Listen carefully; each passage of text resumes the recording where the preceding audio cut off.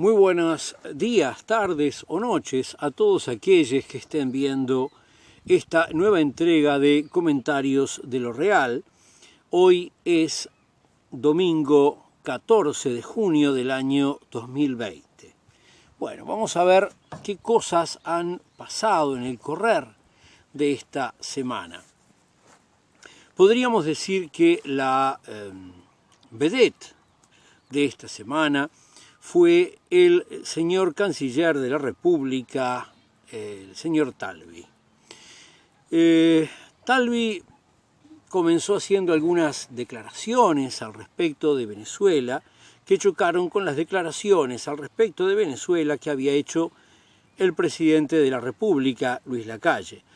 Y Lacalle dijo que él mantenía sus dichos y Talvi empezó a insinuar que iba a renunciar. Incluso algún periodista dijo que estaba redactando Talvi su renuncia y todo terminó quedando más o menos en términos de sí, yo me voy a ir porque necesito un lugar donde necesite mayor proyección política para lo que estoy haciendo, pero no ahora, va a ser cuando el país lo necesite. Parecía que íbamos a ver la primer gran fractura en la coalición de gobierno, pero todo quedó después en ¿aquí ha pasado algo? ¿Aquí no ha pasado nada?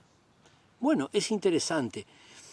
Hay que entender una primer cosa. Todo esto giró sobre un tema que se llama política exterior.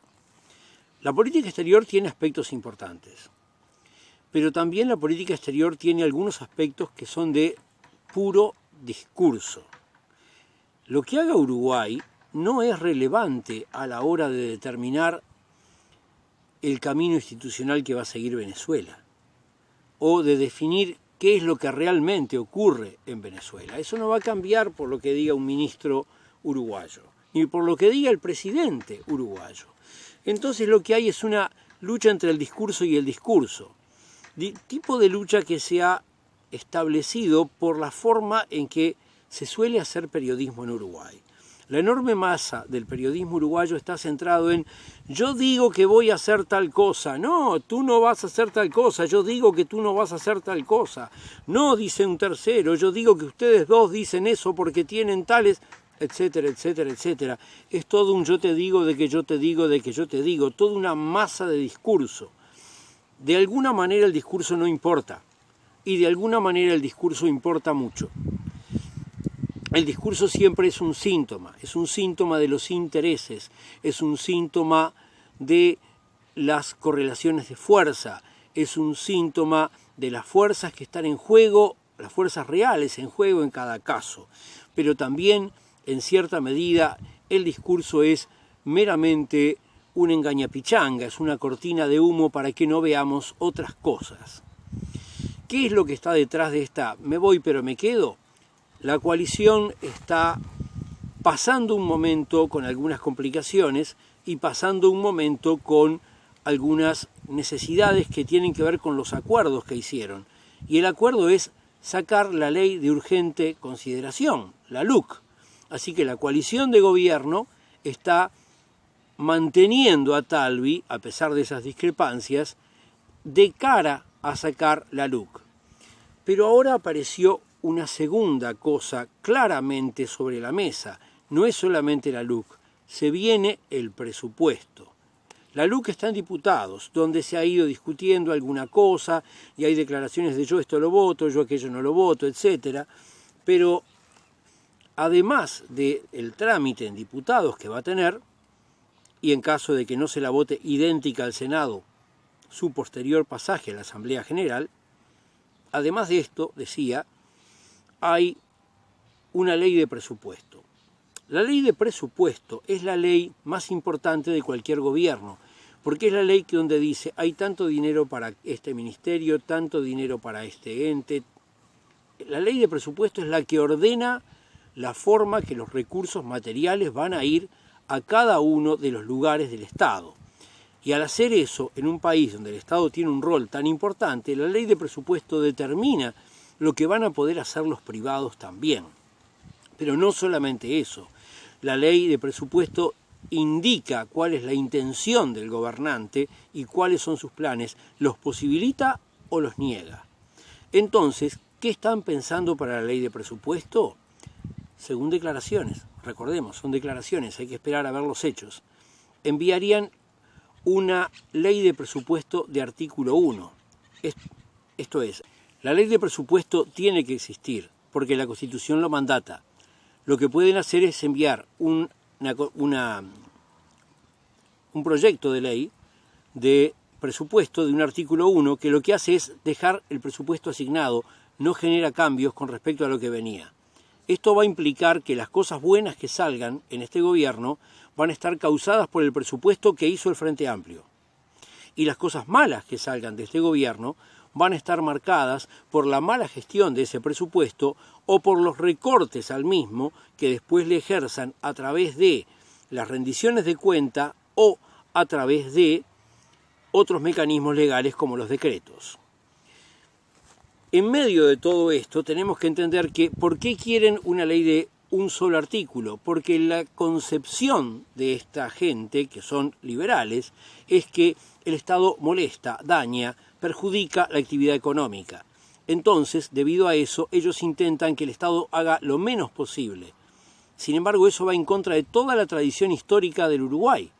¿Tá? La tradición no solamente del Frente Amplio, la tradición del vallismo. La tradición no solamente del vallismo, los liberales del siglo XIX en Uruguay son los que crearon el Banco República, ¿tá? Y otra cantidad de cosas más. El Uruguay es un país en el cual, según dijo en algún momento alguien, el Estado estaba antes que la sociedad.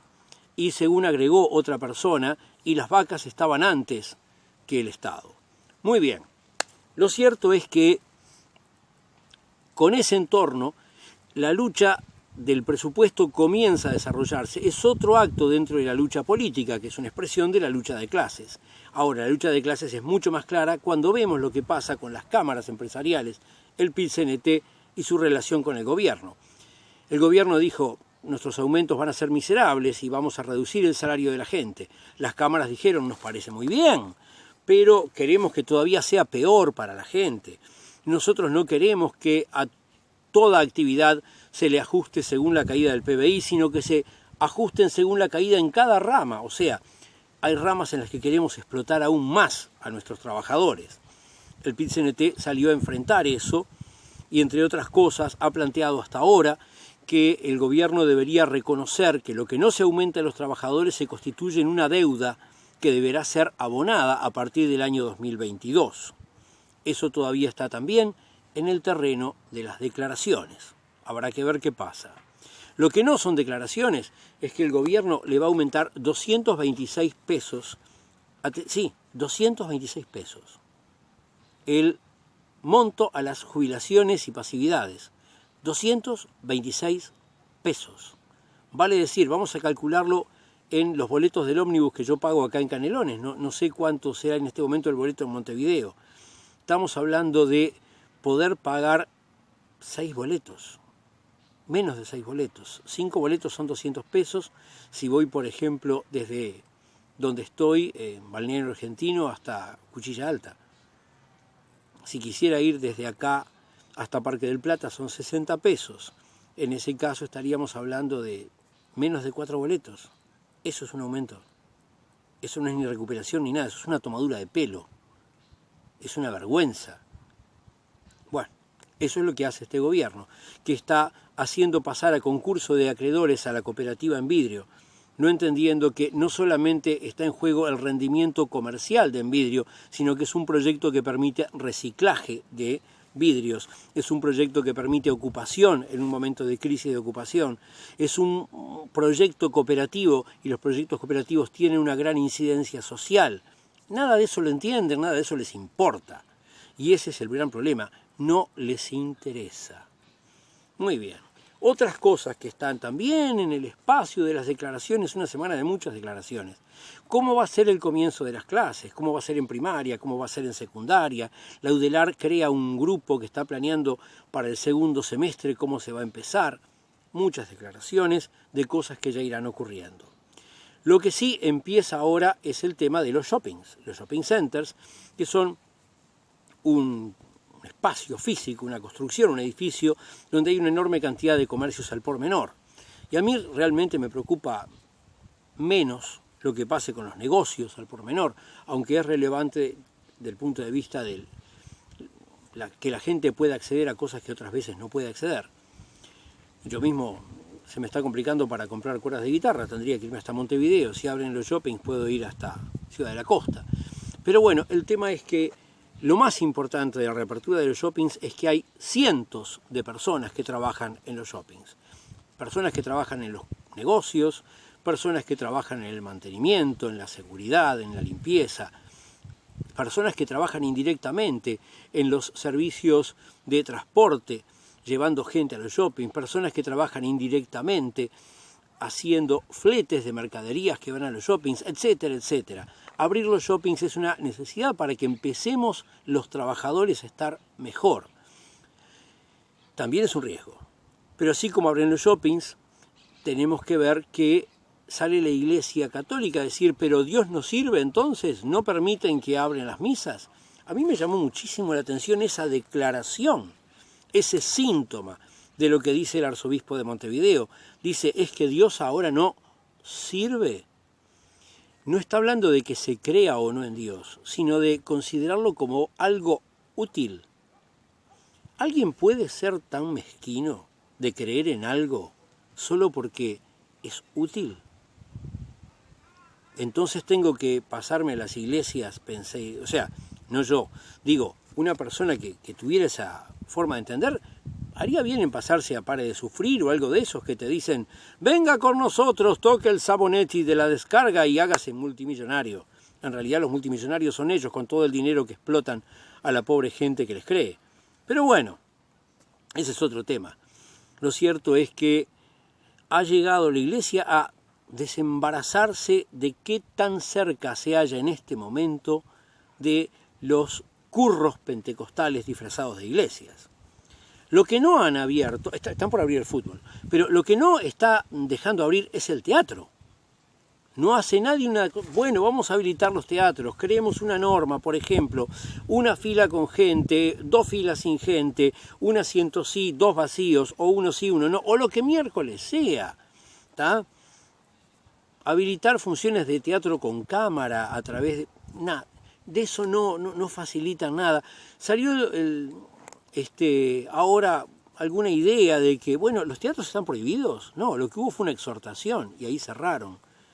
Es necesario reavivar el teatro. El teatro es una parte muy importante de la cultura en Uruguay.